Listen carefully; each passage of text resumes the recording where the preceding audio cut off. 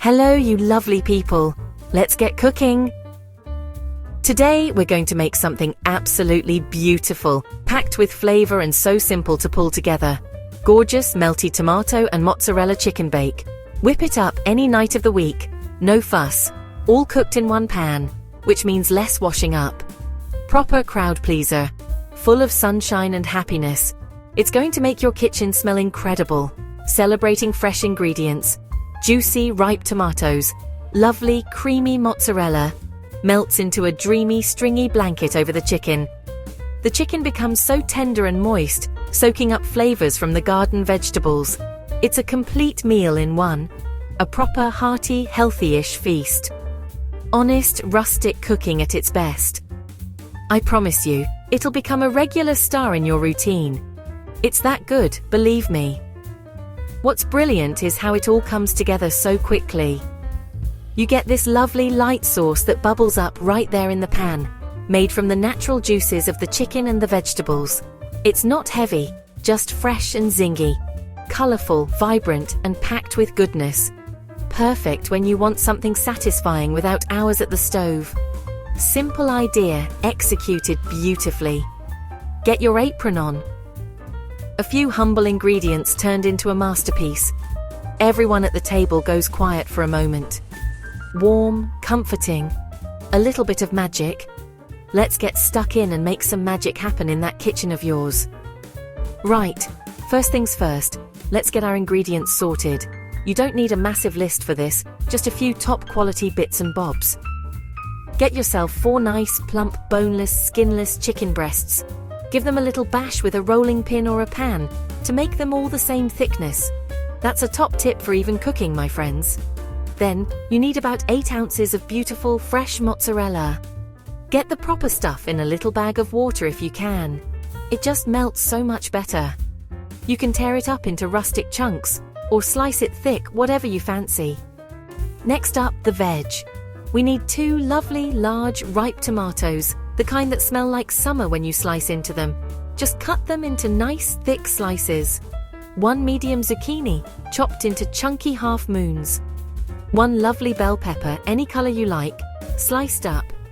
Don't forget the garlic. Mince up 3 cloves for that gorgeous aromatic punch. A glug of good quality olive oil, about 2 tablespoons should do it. A teaspoon of dried oregano or a nice Italian seasoning blend. Salt and black pepper are a must, as always. Now for the finishing touches. Make sure you have some fresh basil on hand.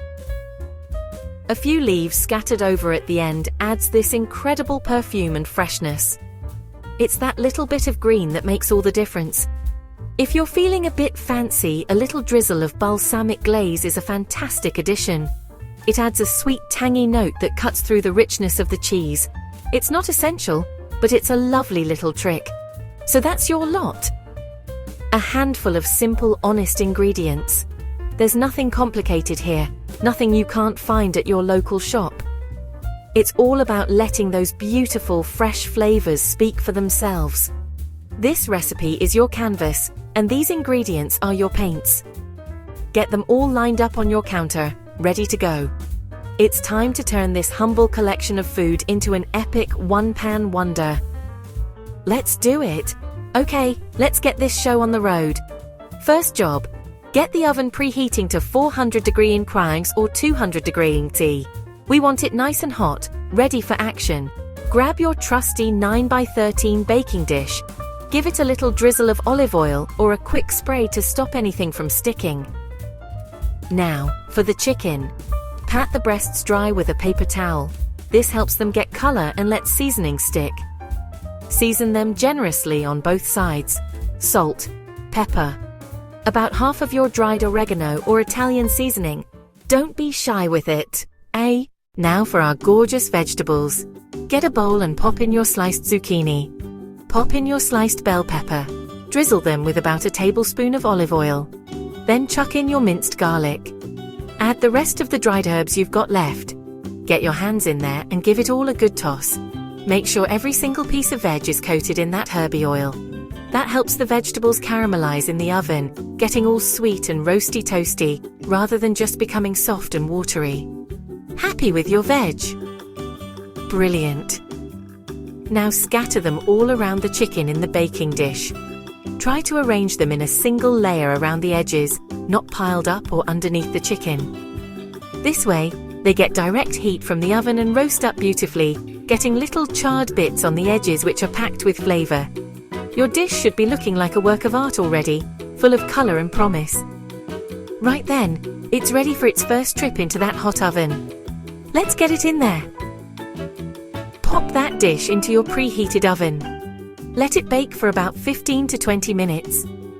This first bake is all about getting the chicken mostly cooked through and giving those lovely vegetables a head start on roasting. You'll know it's ready when the chicken looks opaque and the vegetables are just starting to soften and get a little color around the edges. Your kitchen will be starting to smell absolutely amazing right about now. This is the moment the magic really starts to happen. Carefully pull the dish out of the oven. It's going to be piping hot, so be sensible.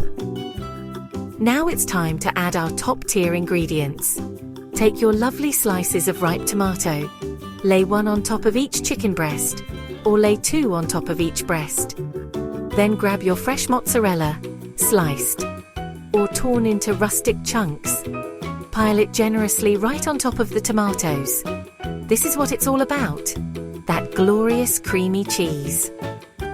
Don't hold back on the cheese.